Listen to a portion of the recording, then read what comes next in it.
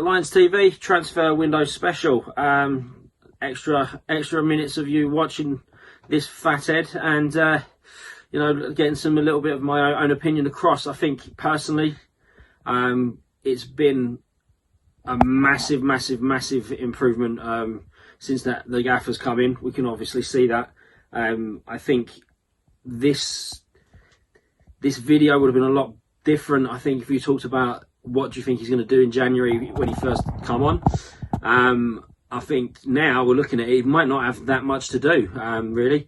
I think away from signing players, I think the biggest issue at the moment is getting Barkowski sort of sorted till the end of the season, maybe longer.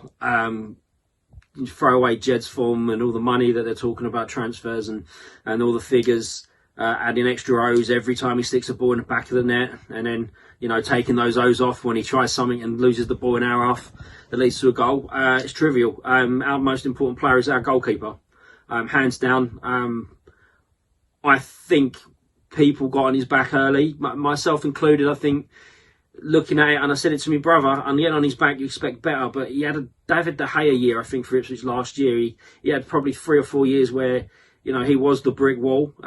He was the only man in their defence, and they just didn't really protect him. Under that sort of strain, you're going to crack. I think it just took a little while to get his rhythm back, get his confidence back, and now I've shuddered to think what our season would turn out like if he left.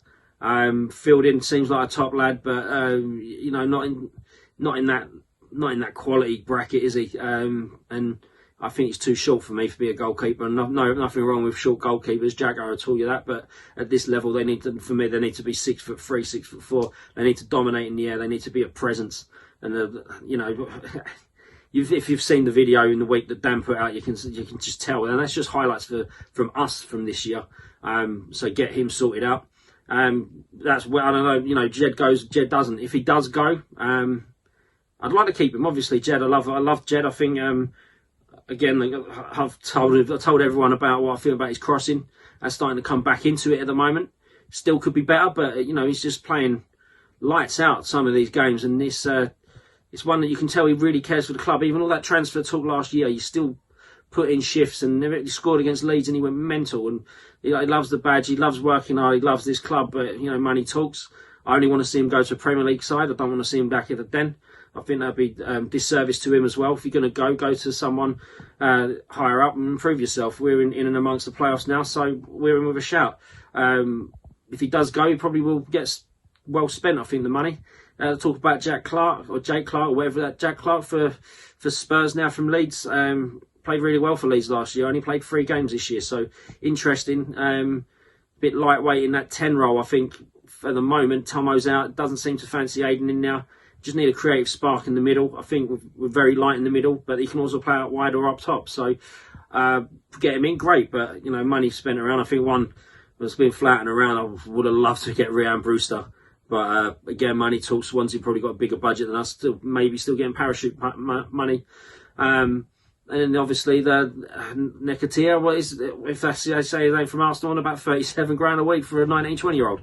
We're not going to get him, are we? So let's be brutally honest. We're only going to get that type of player on a short-term deal if we sell Jed, because that's where the money's going to come from. Other than that, I don't think we're that far off at the moment. Probably need another striker, get rid of Dad Bod. I'm not going to bash on about him in this video as well. I'll only knock him when he plays and, put a loose term on him playing, but he'll be on the pitch somewhere running, but no one knows where he is. I'd get a better option than him. We definitely need a centre midfielder. Leonard's not cut out even when he comes back. We need that option.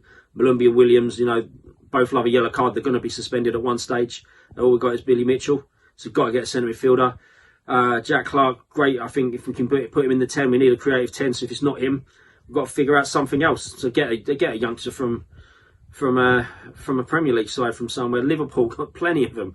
See them the other night. Bloody hell.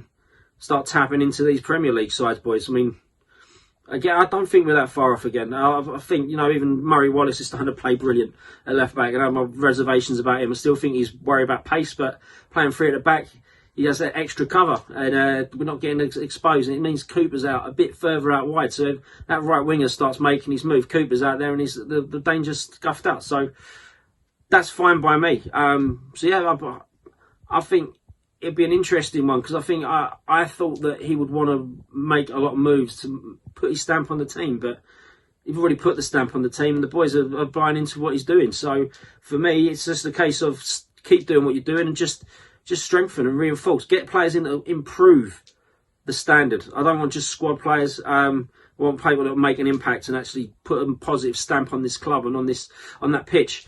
So yeah, sum up: sign Bart, keep Brett Jed, or sell him. Don't want him to go, but if you sell him, reinvest. Definitely need a creative midfielder. Definitely need another midfielder in any shape or form anyway. Get rid of Dadbod, maybe get another option, but otherwise, keep as it is. Onwards and upwards. Come on, you Lions.